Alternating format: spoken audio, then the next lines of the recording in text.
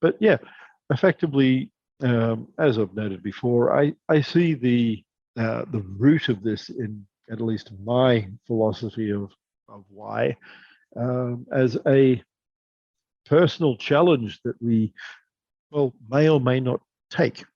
So interestingly, virtus, vir, the Roman sort of root behind virtue, for some is annoying because it actually means man. So virtue is those things that make you a good man. For the Simone Vouvier and other existentialists, they'll look at that in a negative way. But remembering in our society now, where we have plenty, that doesn't limit us anymore to saying that you must be in a gender box.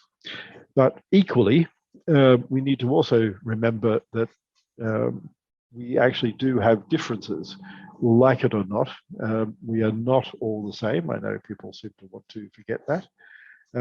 And to be happy, we have different goals and outcomes. In my family, my wife and I have different roles in the household, not because that's good or bad or anything else. She chooses somewhat what she wants. I mean, she wants to do things around the house. She wants to do those things because she does it by choice. And literally in our scenario, it is by choice. If she wanted a full-time maid and housekeeper, she would have one, but she doesn't. So, which this is where we are in the world, and we're actually, gender equality doesn't necessarily mean that we all have to do the same things.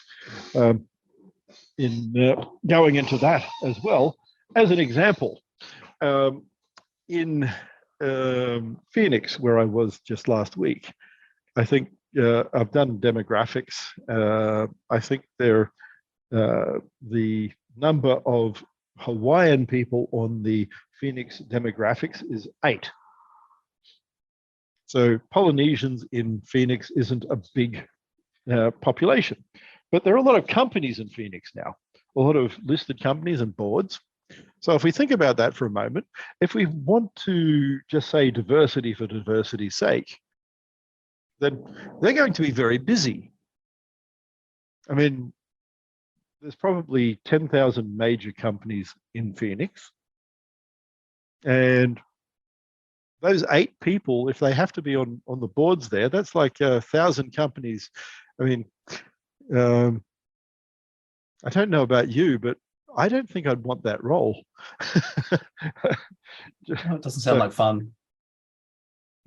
Being the token person in 10,000 companies who really doesn't get to do anything because you're there just so that somebody else can feel good about themselves. Exactly. So I would actually go as far as to say this is a form of hubris, where we need to determine how to fit rather than looking for the best for the role. And this is really what we should be looking at. In the concept of gender equality, it shouldn't be giving people a job because they're male, female, black, white, yellow, brown.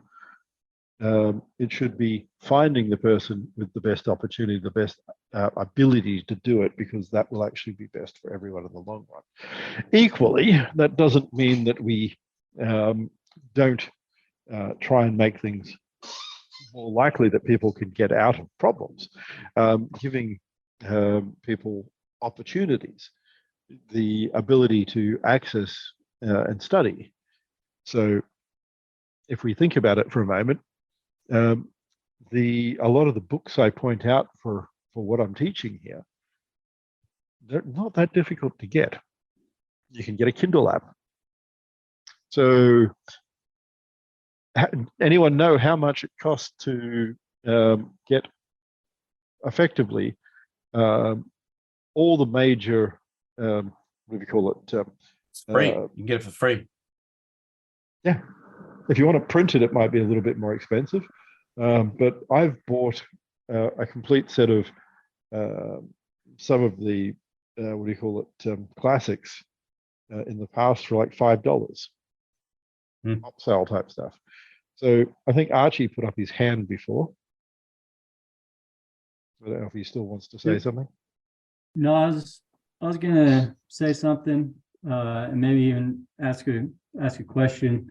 You said, so like the hiring affirmative action, you know, the equality justification. I did start reading the book that you assigned me, and everything you say is you know, is just resonating too. But you said, you know, in the long run, you know, it's not going to work out, and all these justifications, and even with the capitalists, or if you say capitalists, or they turn into cronies, you know, cronies, they try to, you know, manipulate the market for their own good. To me, it just seems like it's all short-sightedness. It's not even in their own self-interest, the things they're doing, because they're going to ruin exactly. They hope everyone else will keep supporting them and they can be the parasite. But if the whole world becomes parasites, we die. Yeah, I guess I just don't know how people can't. It's not that many logical steps to see the problems with their ideology. Like, why can't they So as you're reading that book, something I want you to think about is the straw man argument is that it's all big bad capitalists, etc. But in Rand's novel, there are different people running companies. And in the Taggart Railway, the man who is running it and his sister, who isn't, but is operationally running it, are very different. And he sort of is making his way by politics, Washington people, etc.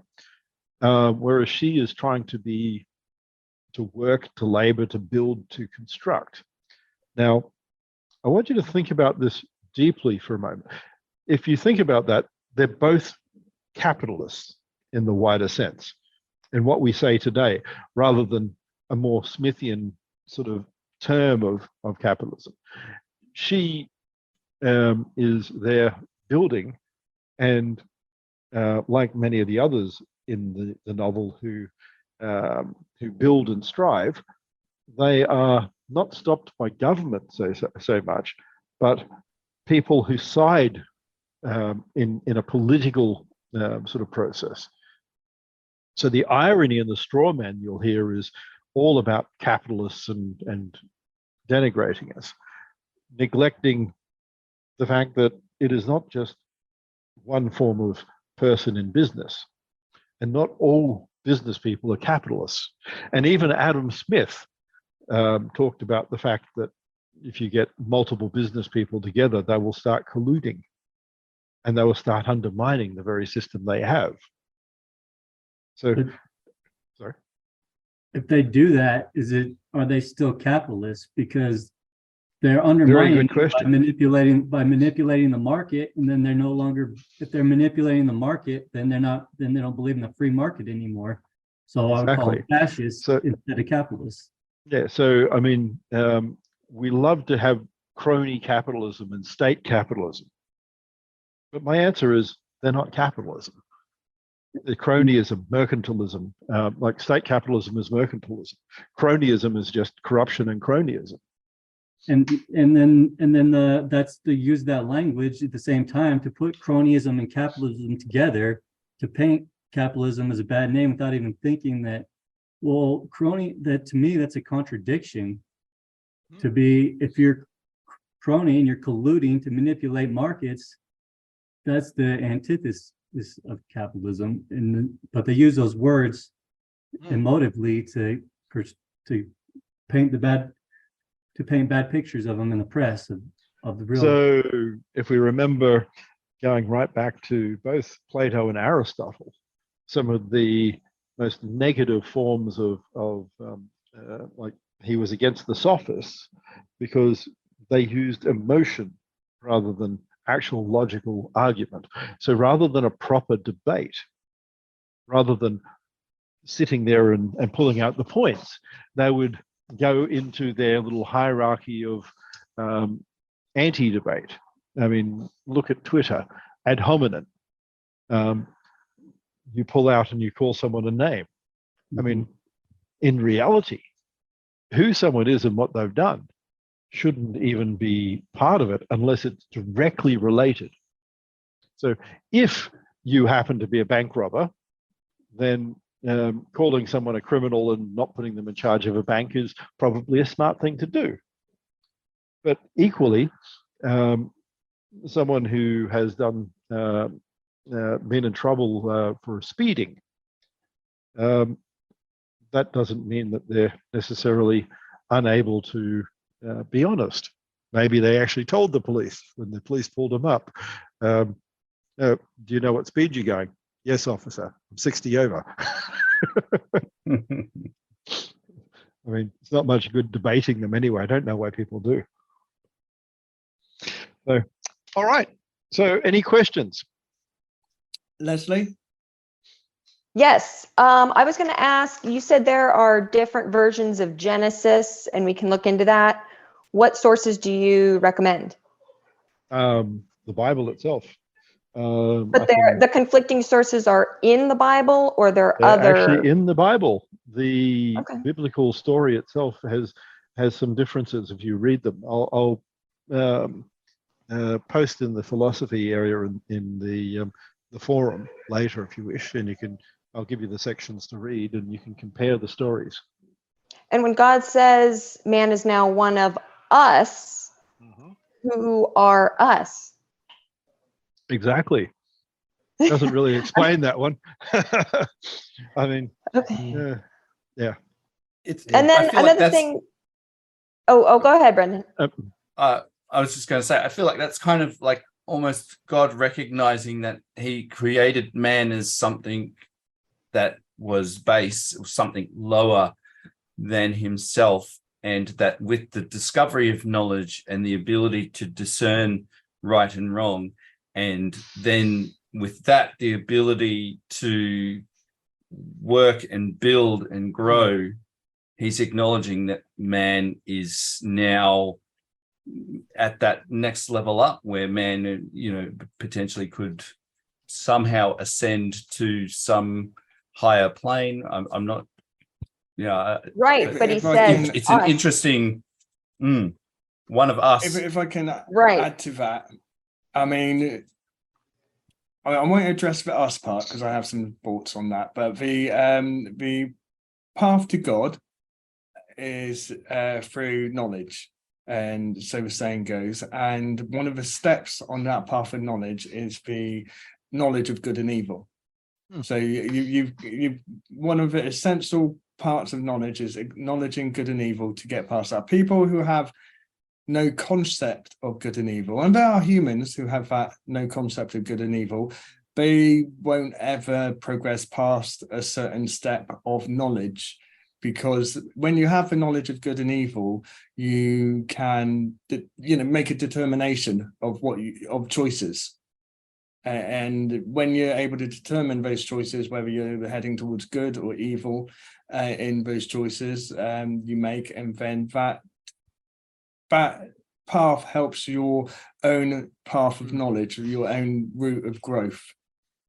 So I'll post this, as I said, in the forum, but if you have a look at the first story, which I mentioned, Genesis 1, 1 to 2 to 3, and then look at the second, which is Genesis 2:4 to 2:25. In the first one, the order is light, darkness, sky, water, land, sea, vegetation, stars, sun, moon, birds, stupid creatures in the sea, land animals, us, male, female. Us fairly much the same time, but like Adam, then Eve. In the second tale, there's not really the same sort of time frame. There's no 6 days mentioned, but the order of creation is man as Adam. The Garden of Eden is then created after Adam. trees, animals, birds, woman. So if you look at the two stories, there's a bit of a difference. So man is actually created before the Garden of Eden in the second story, whereas he's created after everything.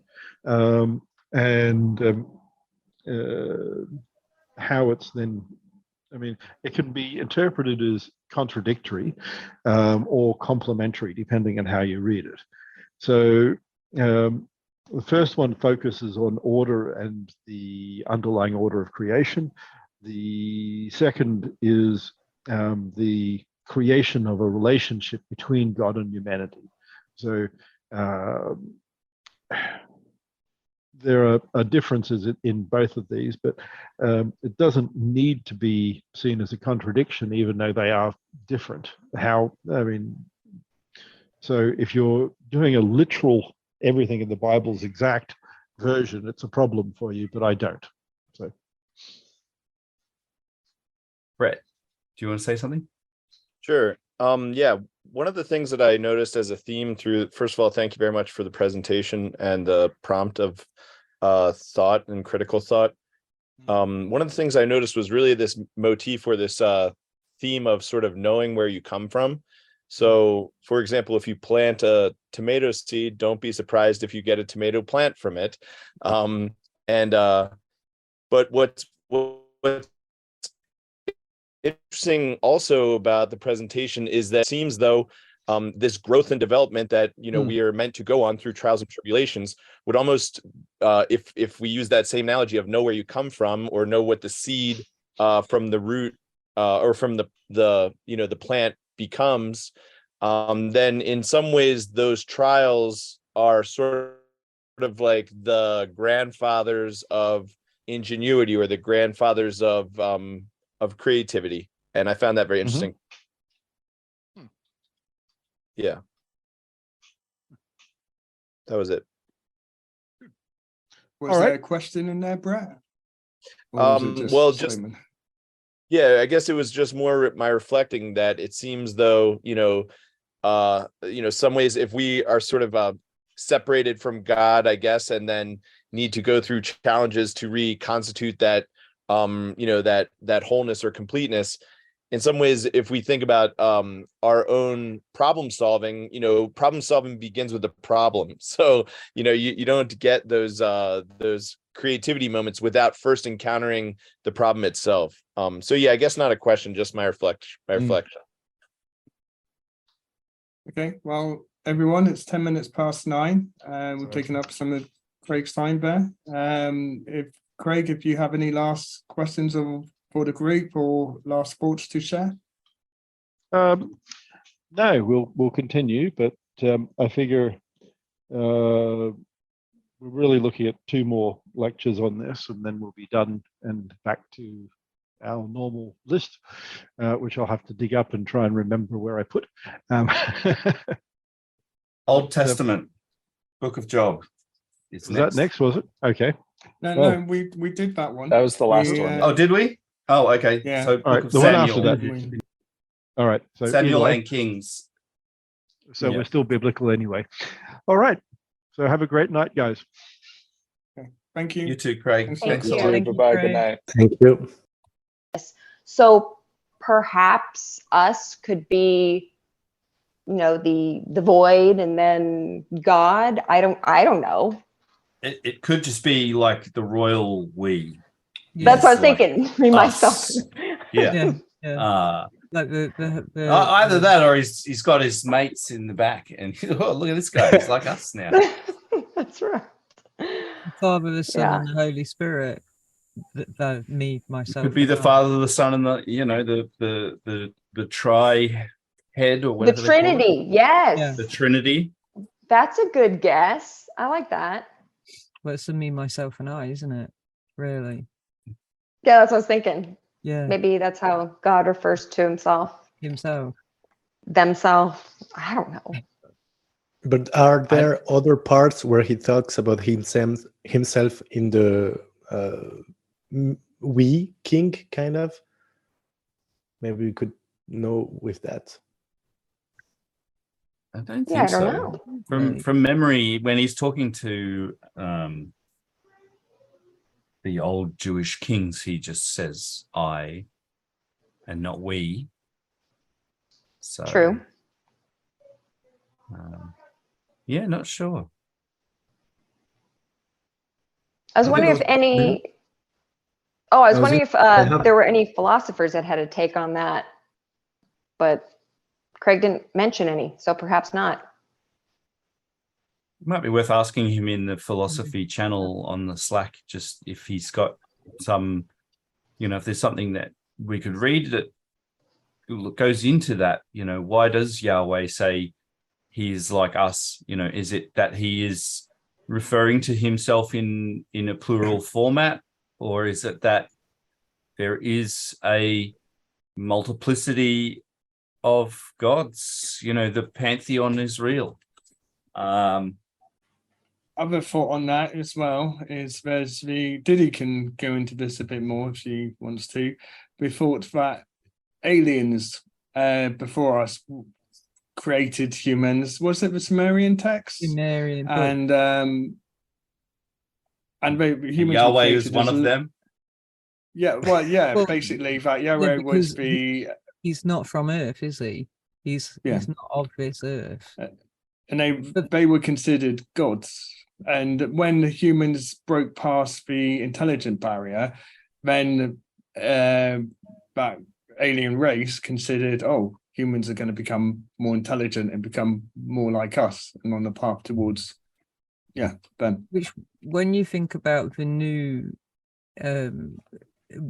studies that have come out about the age of the universe, instead of it being like 13 billion years old, they've now said it's 26 billion years old, and everything keeps getting older and older.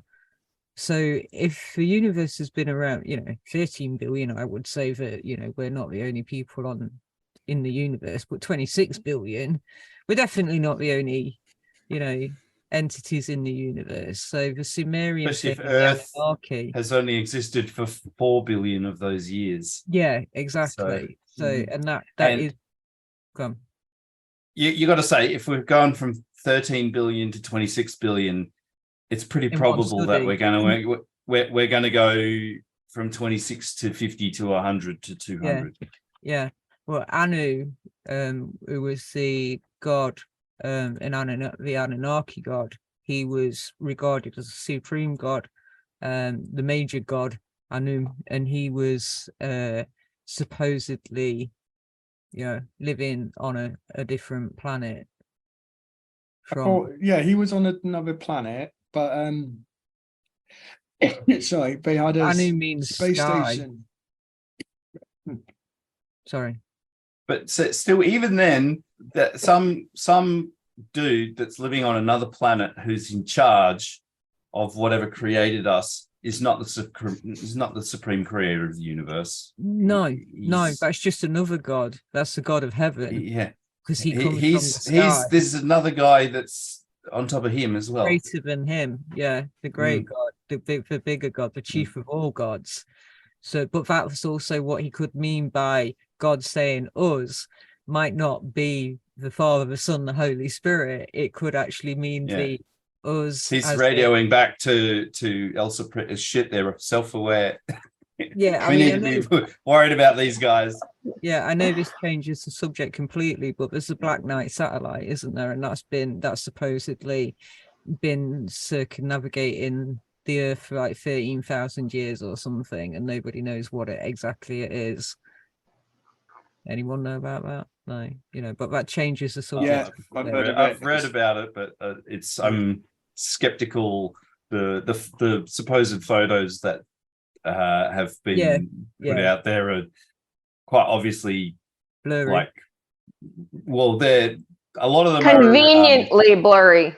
Yeah, they're just pieces of rockets and stuff. So it's not. Yeah, they're not. But that isn't that something to like SETI and the signals that they kind of like. There was a big signal that they received, and they've never been able to replicate that. The WOW signal. Yes. I read. So they actually worked out what that was, and it was coming from a comet. So there was a comet that came past And so the dish they were using was static. They couldn't move it. And they worked out that on the day they received that signal, the Earth tilted past, and that the dish pointed straight at that comet, and the signal was actually coming out of the comet. So that what the interesting outcome of that was that, hey, these comets are actually producing signals that we can read. Wavelengths. Yeah, I know that's interesting. Yeah, okay. But yeah, so I know that deviates a little bit. Sorry. Just to say as well on that little deviation is that in our day and age, we should be able to grab that if it is there and bring it down. But no one's done that, so that makes me a bit sus. But even though I would like it to be true because it would be fascinating, I do wonder why haven't they just grabbed it by now. Also another point on because if they did, and indeed they have, they wouldn't fucking tell us. Yeah, and they'd ship it off to some government lab, and it would never be heard from again. Yeah, there are quite a another last point on the us reference is that it could be just a mistranslation over a period of time. I has turned into us, and someone, there was a bit of a squiggle on someone's rewriting of the story, and it changed. It looks like the Christians, Brendan, you're right. They say the God's probably referring to God the Son and God the Holy Spirit. But that's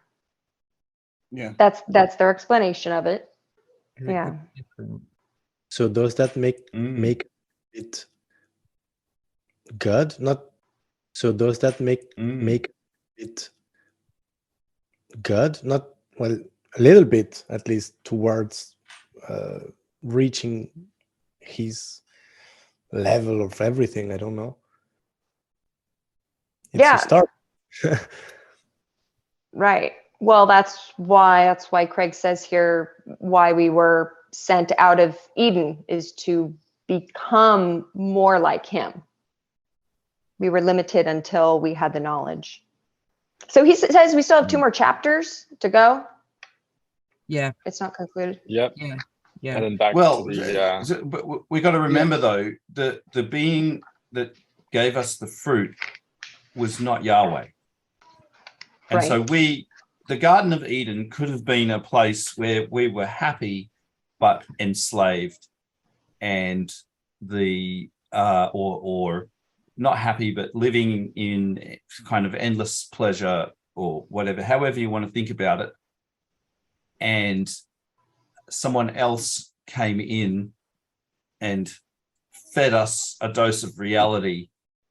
Too much decadence. Which helped, essentially helped us to understand that we don't have agency in the situation that we're in, and that we need to leave and build for ourselves, rather than just being here but being used and being slaves, or whatever the situation was at that point. And so, I mean, there's a lot that goes back well before the writing of the Bible that refers to the Adamu as the original civilization of man. And to me, this kind of, it's not really about one man and one woman. It's about a race who came from somewhere else and broke out and came here and is now learning how to build and essentially that comment, well, they're like us now, essentially means that we have that agency, we have freedom of thought, freedom of mind, freedom to build our capabilities and to discover our own way to reaching the same level of technological and spiritual understanding as what the royal Yahweh has. Please tell me if I'm coughing and my mic isn't off, because sorry, I keep trying to turn it off and I'm coughing. We couldn't hear you. Oh, brilliant, good. To back up what Brendan's saying, it reminds me of the story of, I can't remember how it exactly goes, but the man walking along a beach, a man by himself who's immortal, well, not a man, just a being, maybe a man, and he walks along this beach of just sand, and that's it as far as their eyes can see. And eventually he develops maths with this sand, and he develops how to talk and all this, and he spends an eternity doing this, and so on and so on and so on. And eventually, after aeons of time, he creates molecules and all of this lot, and then the components of space and time and all of that, and things, you know, start happening, and so much time passes, but this person's completely alone. And it's a case of, you know, if you were that alone and you immortal, living forever, and as Craig brought up, you know, who would want to live forever? I'm not sure. That is the question I wanted to bring to the group as well. But anyway, back to us being, you live forever, you have all this infinite knowledge, and you've got all this time to develop and build all these things. What would you want to do? Would you want to be all powerful over everything forever and have nothing ever come close to you? Or would you want something to one day come to the level where you can actually have a conversation with? So You know, and you make beings to fulfill your loneliness, to stop you from being lonely in that respect. Yeah, not just as a, even if that means that you have well, that your creation, us, have full free will to do right and follow you, but also to do wrong and destroy. well, but the argument is that for them to reach the level where God can have a conversation, is that they must have free will. Free will's like it's like part of the ingredient. Like if you're baking a cake and you don't use flour or something, you know, it's a free. If humans don't have free will, they cannot actually grow, and if they cannot grow, and then they can't increase their knowledge and like a constant knowledge increase. Otherwise, it's just an illusion of knowledge growth. If they have no free will and you're actually directing everything they do, then yeah, it's not self-development. That's what I'm looking for. But apparently, going back to Leslie's question, there are at least Genesis 1:26. God said, "Let us make man in our image," and then Genesis 3:22, and the Lord God said, "The man has now become like one of us." So that's two instances where he calls himself us. And then it says, interestingly, that Elohim, one of the primary titles of God in the Old Testament, is a plural form. And then it does state again that he's made it very obvious that he's wait, go back. You and the Holy Spirit. You paused, did he? Go back. You said Elohim in its plural form. Yeah, so Elohim is the primary title of God in the Old Testament, and that is in a plural form. It's a plural form in itself, Elohim. But it also is there is a thing that I've been reading here. It says basically he makes it really obvious that so that people fully understand how God works, is that he is and exists as three persons, the Father, the Son, and the Holy Spirit. So from that does explain why he calls himself us, because he is talking in the plural as the Father, as the Son, and as the Holy Spirit. As a side note, I wanted to mention that I have a friend an Aussie friend from Brisbane, and I think over there you use quite a lot this royal we, right? Like he says, with us, and it's like with whom? With you, or no, just myself? And so why do you say with us? You say with me. And I think the same thing. Yeah, it's I don't know about that. I'm an Australian from Brisbane. I definitely don't refer to myself in the plural. It's something that royalty have done throughout the ages, is refer to themselves as we. Like like it is something that's been sort of Old English, and it is a we, as in the royal we, because the royals are supposed to be part of the they are supposed to be. Or they speak owned for the by- country. Yeah. Yeah, yeah. yeah. I was just- it's I was assuming that Right. I was just assumed that it was like the we, their whole bloodline, like their whole ancestry, that they were carrying that on, even though, you know, whoever came before them was passed, but they were still the representation of their whole family. Mm. No, it's Is more what I directed towards being representing the country, that they talk for the country, they are the country, you know, the country and the queen, the royalty are one. And they are That's supposed how it was to be put on the throne by by the choice of God. Yeah, Grace of God, the sorry. grace of Yeah. God. Yeah. Another thing I thought was interesting that he brought up was how Craig sees young people are incredibly lazy. And it's interesting because I don't know if you've seen old newspaper articles. Someone had posted this, and I'll see if I can find it on Twitter and I'll share it. Going back like 120 years, same headline. The younger generation, they're weak, they're fragile, they're useless. And it just goes all the way back into like the 1800s, these headlines. But it is true that as societies become more abundant, we face new challenges. And and it's important that young people come up to these challenges and are aware of them or are put to task, because without this, there is no growth. And I notice it a lot in like labor markets, for example. And I know there's a difference between labor and work, but labor does need to get done. And hopefully people are working on ways to solve the labor problem. But say we solve the labor problem, we still need to grow. Is that not? I see this in architecture, because architecture used to be stunning and there's a lot of workmanship and craftsmanship goes into it. But the further on in, we have become industrialized and the industrial revolution, and there are more machines to do the job of people. Architecture has got really horrible. It's just square boxes.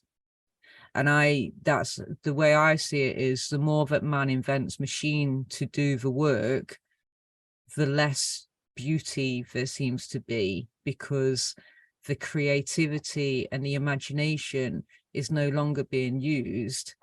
So is that, you know, you've built a machine and that machine can do the same amount of work in 1/10 of the time. So are we becoming lazier because of the inventions that have been made to help actually keep us abundant?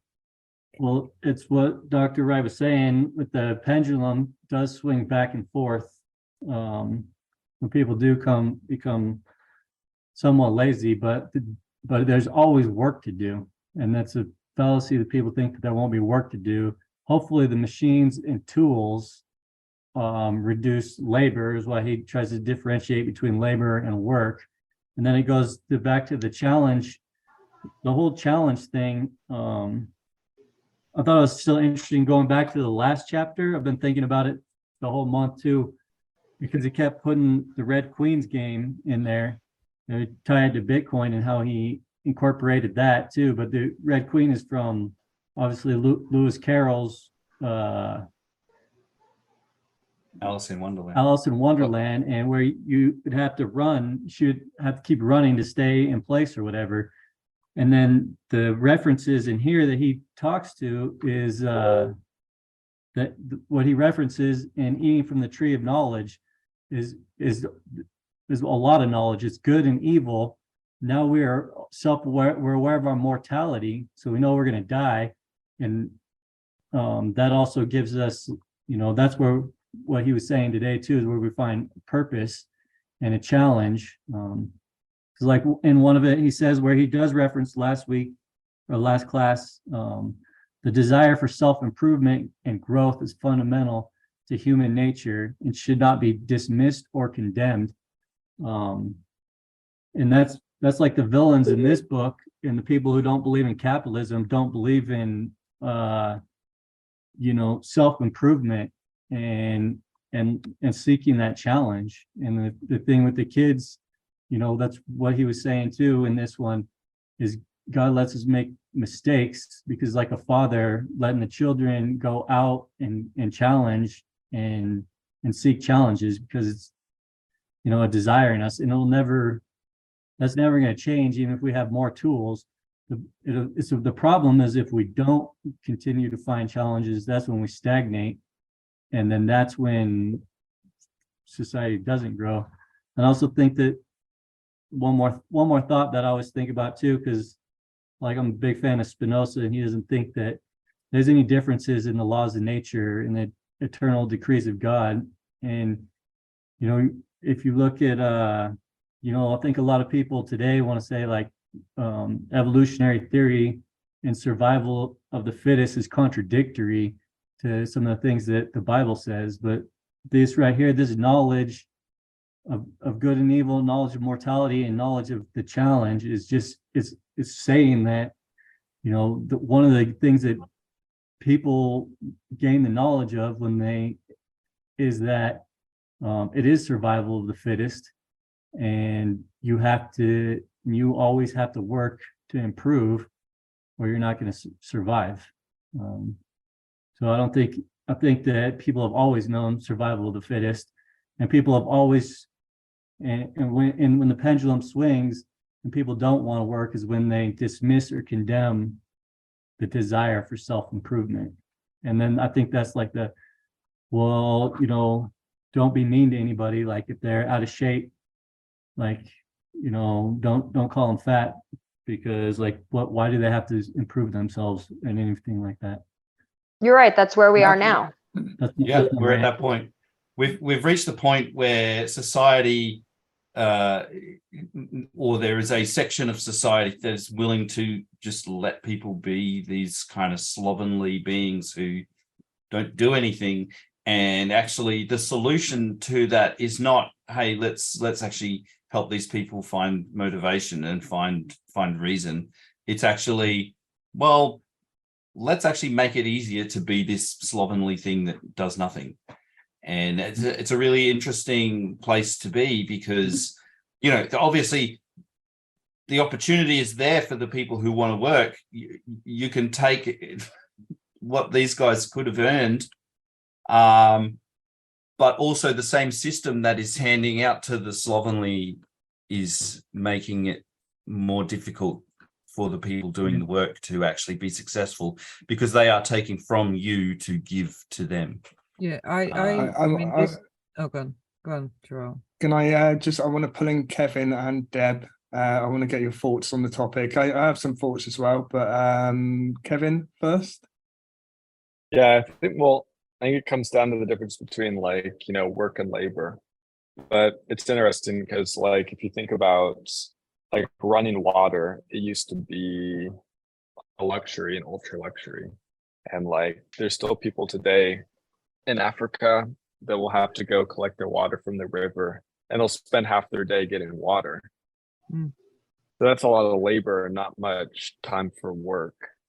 And so I think it's probably that every generation makes more things that used to be labor just into an automation thing. So maybe it's just a thing, but yeah, I wonder if our bodies start atrophying after a while. But then we have fitness and we have weights and calisthenics and stuff, so maybe not. But yeah, I don't know if we ever get lazy, but I think we probably, each generation starts focusing on new you know, tasks that weren't possible before. Because how can you focus on like the internet if you're worried about getting water every day, you know? So yeah, I mean, I think that was one of the things that made Rome so great, is that you look at how much work they put into bringing water to the city. They built those aquifers aqueducts that are incredible. They're incredible pieces of machinery, and they're still there. Like, that's what's amazing, is that, you know, 2,000 years later, they're, you know, in as good condition as when they were built almost. And well, some sections of them are anyway. And they did that so that the people of Rome would have more time to further the vision of Rome. And if they hadn't done that, Rome would have never become what it eventually became. And it was only once it became an empire, and they kind of actually went into this kind of decadent phase where it was all just endless parties, and the war was pushed right out to the periphery until it came back, obviously. But they could kind of forget about the soldiers out there. They could enjoy all the wealth that was flowing back into the city. And it was really interesting. They stopped having kids. They went into like a food worship. So it was all about how much you could eat of the most delicious things. And, they had the vomitoriums and all of that kind of stuff. A lot of drinking, kind of a lot of hedonistic behavior. And it's kind of like, if you look at the way people are living today, a lot of it mirrors that. We have everything we need. You don't need to go out and collect water. You don't need to go out and plow the fields. You don't need to do anything if you don't want to do it. You can sit there and zap the channels all day, and the government will give you money. Totally. Well, I think it was interesting when he was talking about Atlas Shrugs and how you have two people that are in the position of power. He said capitalists, but we talked later how we wouldn't call them both capitalists, but one was using sort of the cronyism in the political process to maintain their power, where one was still organizing the company to produce better goods and services. And I think that's an important distinction where, there's, even though you may not be doing labor, you're still organizing things through your thought. And there's a really big difference in good and bad. Have you finished reading Atlas Shrugged? No. So I might have got that wrong. It's good. Let's get Deb, can you would you like to weigh in? Sure. I mean, a lot of what Brendan just said was what I was going to bring up. I think it's fascinating how, we're always complaining about the next generation being lazy or whatever. The contrast between, always improving technology or coming up with new inventions, like Kevin was saying, but then at the same time, the sort of spiraling of our Western society down. I kind of think we're sort of at where the Roman Empire was on its way down. I mean, one of the last parts of a society before its demise is like the fascination or just kind of focus on sexuality. And so I'm not personally on TikTok, but I have younger siblings who are, so I hear kind of all of these weird trends that are going on around there. And it just seems like increasingly people are coming up with all kinds of excuses to not work or to put themselves in some sort of special category or think some weird sexual deviation nobody's ever heard of before. And the priority is not really on building a better society. And we kind of have this mass, a lot of the young people are kind of going that way. And so I don't know, as responsible members of this society, how do we either stave that off, or what can we do to redirect, or to somehow try to prod people into self-betterment or societal betterment? Yeah. It's interesting. We've kind of given people so much freedom to almost invent some form of imaginary oppression and then put themselves under it, and then use that as a way to get ahead. And it's kind of crazy to me that we are just allowing it to happen. Well, yeah. Well, I mean, it works, right? If I make myself so special, then, what we were talking about earlier with like diversity hires and, you know, societal outrage and stuff. Yeah, it's, I don't know. On the opposite end of that, because that's kind of the younger generation. But I heard about Etsy, and there are people who are craftsmen on Etsy, and they have had 75% of their income that they've generated put on a hold, on a freeze by Etsy, because they have now told them that they need to track all of their items. So these, like, one of them's a furniture builder, and he makes exquisite handmade furniture, and that's what he's done all his life for like 50 years, and he's been earning a lot of money on Etsy, but they've frozen 75% of it because he doesn't have any tracking. He's got no, like, a If somebody could just invent So what's he got to track? system, that would the actual item from him sending it to the customer. He's not the only person. They've done this to a lot of people who make handmade items. So their argument is I can't now afford to continue doing the crafts work that I was doing. They're artisans, the work that I was doing, because Etsy have put 75% of my income on hold for, I think it's like a period of 75 days or 90 days, whatever. It's quite a long period of time. So they can't, because they're almost working like, you know, a month, maybe they've got a month's worth of income and that's it. It's on, you can Google it, but it's the way I see that is it's almost like they're trying everything and anything possible to stop people who are real craftsmen from being able to make beautiful objects and send those out, because they've literally put a hold on 75% of their money because they've not got tracking information on it.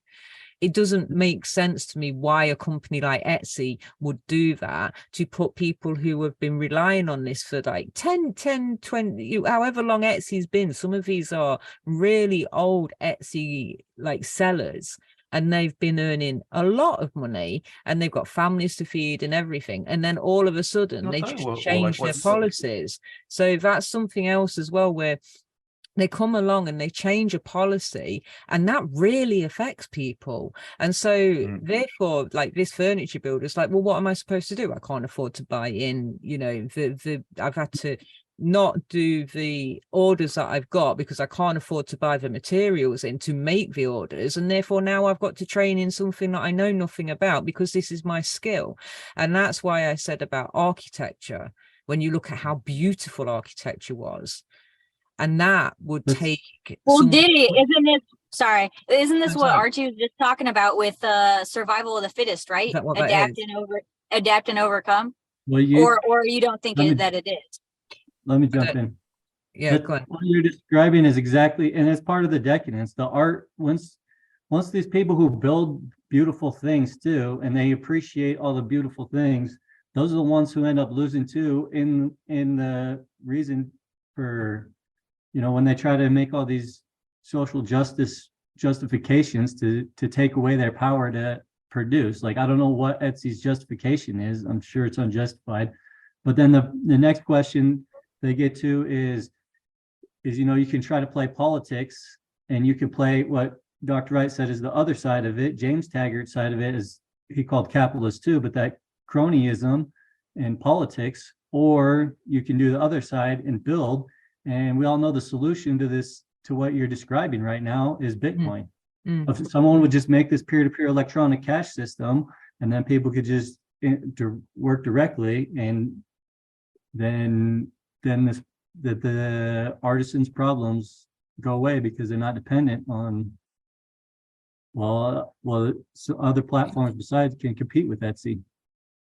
I had two little bits of input from what Deb, Brendan, Diddy, and Archie were saying, is to what Deb was saying about, you know, the rise of decadence in platforms like TikTok and such as a way of earning. But I think there is potentially an economic solution by changing the reward system. So, and as Archie was saying, like you bring Bitcoin into the solution, and then people can earn money globally without risk of being locked out, like Etsy and such. And there's the economic solution. There's that by changing the reward, but there is still the, as Kevin was saying as well, and Deb was saying, the laziness inherent in the youth today is that they find it a lot easier to do like a video on TikTok or something and earn their money that way. So I don't know if that's a moral thing or teaching people it's a bit better to work harder, but maybe if the economic solution, the reward system paid more than doing videos on TikTok, and then they would be more inclined to do the thing, the actual work, which paid more, and which they weren't doing things like that. I think I think on the criminal justice side of things, the risk versus reward, it's more like laziness versus reward. How much lazy or how much work have you got to put in to achieve the level of reward that you want, and finding that balance. But there's also morality in it. I think somewhere in the mix, there's lessons of morality in trying to teach people things along those lines. That's, I was just chipping about Phoenix, Arizona, because there's 1.6 million people in Phoenix, Arizona, but it was a native, lots of native tribes live around Phoenix, but it's only 33,000 kind of Native Americans. So I very much doubt that those 33,000 Native Americans are being able to gain from the 10,000 businesses that have been placed in Phoenix with a population of 1.6 million. So I think is you've got indigenous people who have looked after the land and they've had their own ways, and then something is built on top and then that's taken away from them, and then is that a fault of their own that then therefore they maybe struggle to find modern day work when something has come and taken their land away from them? I mean, I don't know if I'm making sense here, but I'm just thinking about what I think Brendan says, because sometimes it's not the fault of like a mass group of people like that you can't earn, for example, war. So, again, Ukraine is a perfect example. People might want to work. This is not going on the younger generation. People might actually want to work, but there might actually be a real reason that they can't. I think you were saying a lot of stuff, but about halfway through I started having this thought of sorry for the lawnmower outside too, but like whatever civilization can accommodate the most people within it is the one that survives. It's kind of like survival of the fittest of civilization. But if you try and like isolate yourself or keep people out, I feel like your days as a civilization are limited, because I don't know, I'm just kind of thinking out loud, but because you're asking about the Native Americans, and I was thinking about that a lot with Avatar and Dune, the movies. It's like in Dune, there's that one in the start, they're like, there's no religion that we counter, whatever, like they accommodate everything, and they're the most powerful of the civilization. Go ahead, Diddy. Well, I was thinking, I mean, again, it's probably a delicate subject, but slavery, like the Muslims at one point had 1 million white slaves. Now that wasn't through choice, but taking people from one place that is their home to another place to make them work, and then what that does is build resentment. So then you have this knock-on effect that over time has built up some kind of either like mental health or depression or actual aggression, and therefore the work isn't even something that they're thinking about because they're too angry or they've got too many other things that actually takes precedence over their thought process. And that is what Craig was kind of on about earlier. It's like the mindset, the attitude and the mindset of how you perceive, like I think they were saying about how, you know, to man to be like to be like us, is that attitude and mindset to think the way that God does. But if we take away the ability for man to be godlike, then what is left for them? I don't know. Other thought you were saying was kind of similar to something we were talking about earlier when Dr. Wright was here too. To me, it just seems all short-sightedness. When people act unvirtuously, people say bad things about capitalists because they say they act in their own self-interest.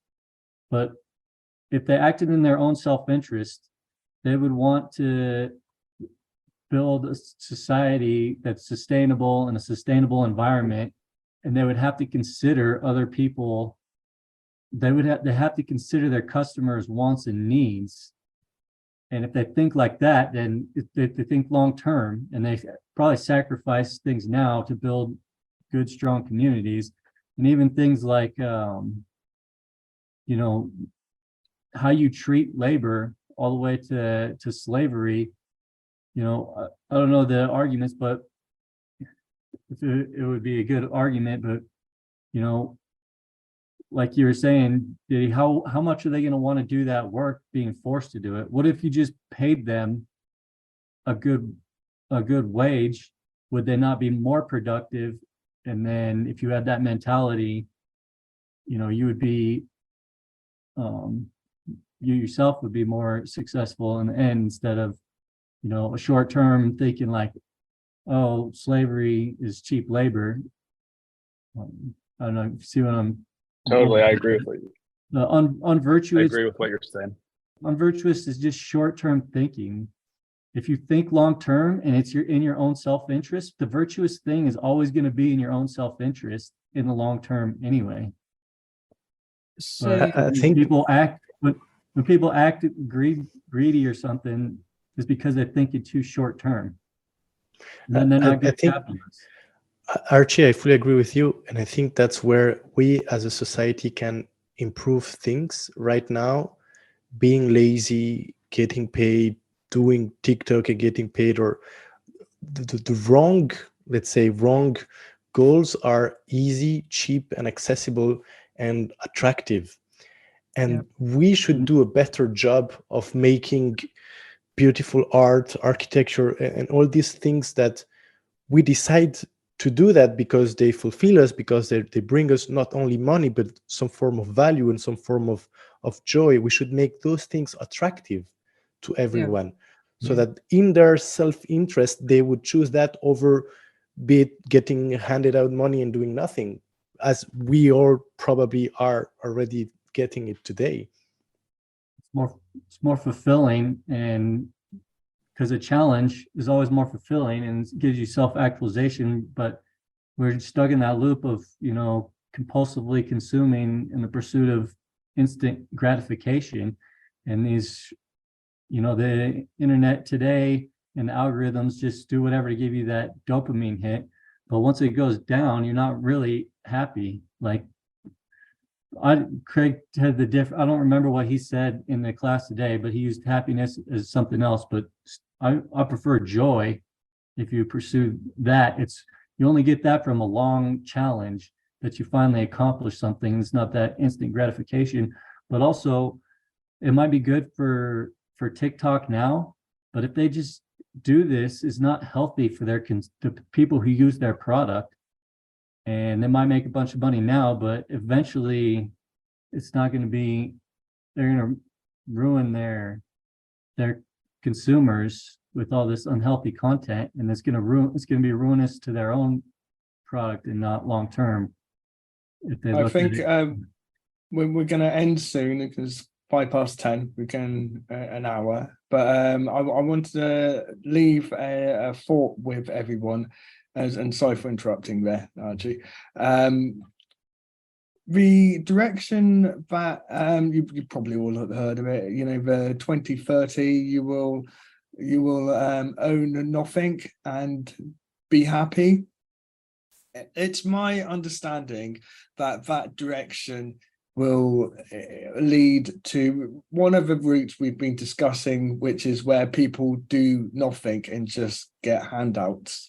And whereas the other direction of, you've still got to work to own things and work harder to own more things, and but it's two paths. That's just my interpretation of it. And this is I think a challenge for the world, because as we move into more automation, it becomes more appealing to people and the younger generation, as we have all these handouts, to just sit back and receive. And I think it's a global slightly moral dilemma of educating people in the direction of why it's important and necessary to do some work. As Archie was just saying, if you just do nothing, and then I believe people would just end up going stir crazy if they're just having nothing to do constantly. It's happening now. People are going mental. Yeah. Because there's nothing for them to do.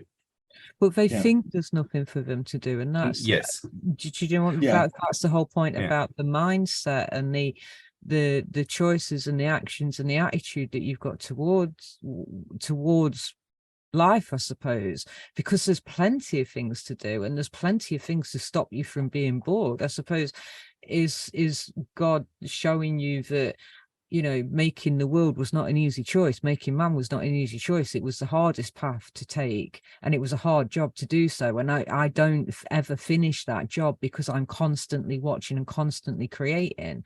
So it is a mindset. And didn't they say the 7 paths to God was rationale, intellectual, serving, worship, activist, contemplative, and creation? But like you say, people just, they sit and they do nothing, but they don't understand that you don't have to be bored. You could go and do some gardening. You could plant some food. You could, even clean the streets, get a brush out. You could paint something, or go, I don't know, but there's so much that people could actually do. It fulfills oneself being able to do something, and at the end of the day going, I did this today. And that's why I go back to architecture again. I think taking away the beauty of architecture that maybe took a stonemason 30 years to create, which absolutely is stunning and inspirational and everything, and then putting a concrete square block takes away people's imagination and their creativity and their sense of awe and wonder, and seeing something and going, somebody created that, and that is a human being that did that, and instead of just a concrete slab block which was just poured into a mold. Right, I was reading an. Sorry, go on. Oh, sorry. Go on. I was just going to say, I saw something the other day, and it was this guy, and he was saying he'd gone into an old church with his father, who was a builder, and had been a builder for 30 or 40 years, and he said, "Dad, how long would it take us to build this today?" And his dad turned around and said, "We couldn't build it. We wouldn't even know how." Yeah. And in this move to industrialization, where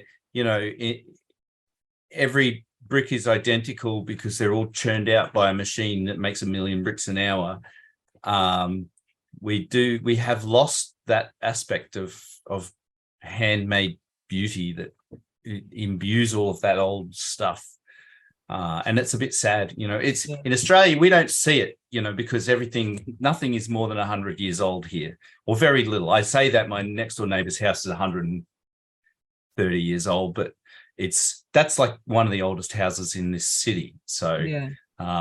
There's I can go there's a like, cottage. Sorry, go on. well, I was going to say I volunteer at Minster, and it's 1,000 years old. Like, yeah, and That's- the architecture there is stunning.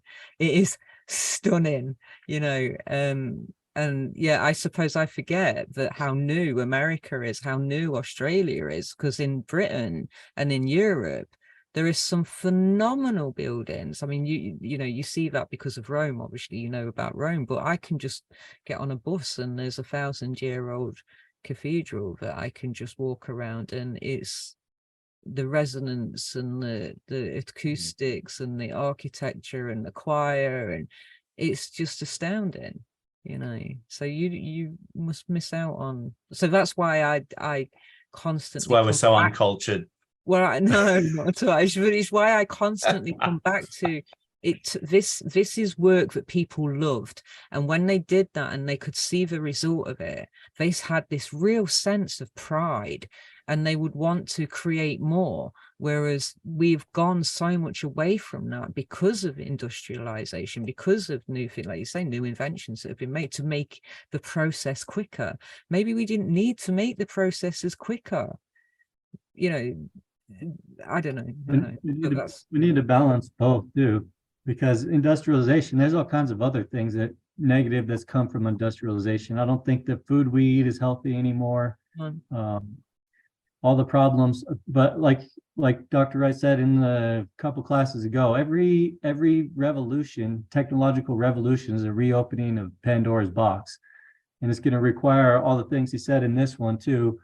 Hey, you have to have self-discipline, and now we have knowledge that we have free will. We have to employ these things, self-discipline and everything. So all the negatives, but also you could attribute like industrialization of, we have these great things, but the majority of people were, most people had nothing and were poor, and a lot of people starving. You could argue it.